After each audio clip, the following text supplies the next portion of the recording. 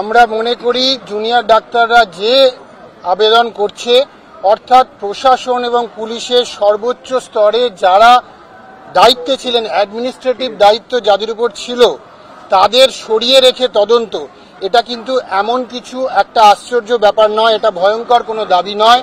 অতীতে এই উদাহরণ বহুবার আছে। যখনই কোনো জনগণের বিক্ষোভের মধ্যে সরকার পড়েছে, তখন কিন্তু পুলিশ প্রশাসনে যারা দায়িত্বে, স্বাস্থ্য প্রশাসনে যারা দায়িত্বে, তাদের সর্বোচ্চ স্তরকে সরিয়ে রেখেই তদন্ত করা হচ্ছে। আমরা তাদের বরখাস্ত করারও দাবি করছি না, আমরা শুধু বলছি তারা প্রশাসনিক দায়িত্ব থেকে সরে দাঁড়ান এবং তারপরে নিরপেক্ষ তদন্ত হোক। যে পরিমাণ দুর্নীতি এবং যে পরিমাণ ক্রাইমের রিপোর্ট আসছে সব জায়গা থেকে, এখনো কিন্তু প্রশাসনের সর্বোচ্চ স্তরে সমস্ত জায়গায় তারাই বসে আছেন। এইভাবে নিরপেক্ষ তদন্ত যে সম্ভব নয়, সেটা জনগণ, জুনিয়র ডাক্তারদের সাথে সিনিয়র ডাক্তার আমরাও কিন্তু একই কথা মনে করছি। আজকে যে এই ঐতিহাসিক সাংবাদিক সম্মেলন, তাতে আমরা মনে করি যেহেতু সিনিয়র ডাক্তাররা জুনিয়র ডাক্তারদের পাশে দাঁড়ালো, ফলে এই আন্দোলন আরো শক্তিশালী হলো, number 1। Number 2, justice for Abhaya, justice for RG Kar, এই দাবি কিন্তু আজকে সব জায়গায় উঠছে। স্বাস্থ্য ব্যবস্থায় এবং মেডিকেল শিক্ষায় যে ক্রিমিনালাইজেশন হয়েছে, তা যদি অবিলম্বে মুখ্যমন্ত্রী বন্ধ করতে চান, তাহলে 5 দফা দাবি যেটা WBJDF West Bengal junior doctors front রেখেছে, যে অত্যন্ত ন্যায়সঙ্গত, সেটা অবিলম্বে কনসিডার করা দরকার এবং ওদেরকে আজকেই মুখ্যমন্ত্রীর ডাকা উচিত এবং মুখ্যমন্ত্রীর স্বয়ং তাদের সঙ্গে বসা উচিত। না হলে কিন্তু এই বার্তা যাবে পশ্চিমবঙ্গের মানুষের কাছে যে মুখ্যমন্ত্রী চাইছেন না যে অচল অবস্থাটা দূর হোক, আমরা চাইছি যে অচল অবস্থা দূর হোক, সাধারণ মানুষ চিকিৎসা পাবে, সব আমরা চাইছি, কিন্তু ন্যায় বিচার আগে হোক। ন্যায় বিচার জুনিয়র ডাক্তাররা না পেলে আমরা সিনিয়ররা বলতে পারি না যে রেপিস্টরা ঘুরে বেড়াচ্ছে, খুনিরা ঘুরে বেড়াচ্ছে, তোমরা কাজে ফিরে যাও, এটা আমরা বলতে পারি না। তার ফলে আগামী দিনে যদি এই দাবি না পূরণ হয়, আন্দোলন আরো তীব্রতর হবে। আইএমের পক্ষ থেকে একজন বলবেন, আইএমের পক্ষ থেকে বলবেন, তারপর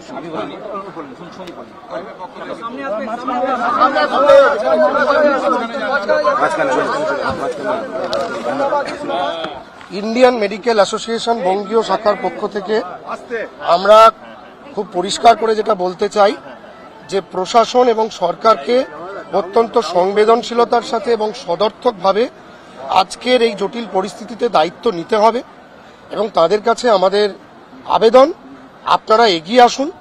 যে বাচ্চা ছেলেগুলো প্রায় 34 দিন 33 দিন ধরে আন্দোলন করছে, তাদের যে দাবি, সেগুলো আমরা মনে করি যথেষ্ট যুক্তিসঙ্গত।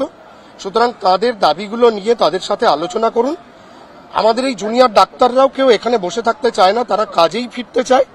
সুতরাং একটু সংবেদনশীলতা, একটু সদর্থক ভূমিকা আমরা প্রশাসনের কাছ থেকে আশা করি এবং প্রশাসনের কাছে আমরা এটাও আশা করি যে এই পুরো থ্রেড সিন্ডিকেটের যে মূল চক্রী, সেই medical council, West Bengal medical council, আমরা প্রশাসনকে অনুরোধ করছি অবিলম্বে ওয়েস্ট বেঙ্গল মেডিকেল কাউন্সিল ভেঙে দিতে হবে, অবিলম্বে ভেঙে দিতে হবে। আমাদের একটা প্রশ্ন, একজন বলুন। আপনার একটা কথা বলেছেন, সেই পরিপ্রেক্ষিতেই বলছি, কালকে আমরা বিভিন্ন চ্যানেলে দেখেছি যে 2007 সালে রিজওয়ানুর হত্যা মামলার হত্যার সময় তৎকালীন বিরোধী নেত্রী, এখন আমাদের মুখ্যমন্ত্রী, উনি বলেছিলেন যারা পোস্টে বসে আছেন তাদেরকে সরান, সরকার সরাচ্ছেন। তখন কিন্তু যে কমিশনার পুলিশ প্রসূন মুখার্জিকে সরানো হয়, গৌতম চক্রবর্তীকে আনা হয়। সুতরাং আপনাদের এই দাবিটা তো খুব সঙ্গত, সেটা প্রেস করতে পারেন। সেকেন্ড, আমার একটা অ্যাডভাইস কিংবা আমাদের এই পক্ষ থেকে, আজকে ডাক্তাররা 34 ধরে আন্দোলন করছেন, একটা পুরো ডেডলক সিচুয়েশনে গেছে। আমাদের অফিস কাছাকাছি, আমরা মাঝে মাঝে আসছি, আমরা যতটা পারছি তাদের পাশে রয়েছি, কিন্তু অ্যাট দ্য সেম টাইম আমাদের পক্ষ থেকে আপনাদের কাছে আপনাদের সিনিয়র ডাক্তার যারা ডাইরেক্টলি, তারা can you take a proactive approach, যদি ঘুম ভাঙাতে হয় আপনারাও একটু। ঠিক আছে সার্ভিস ডক্টরস ফোরামের পক্ষ থেকে আচ্ছা, আমরা বলতে চাইছি যে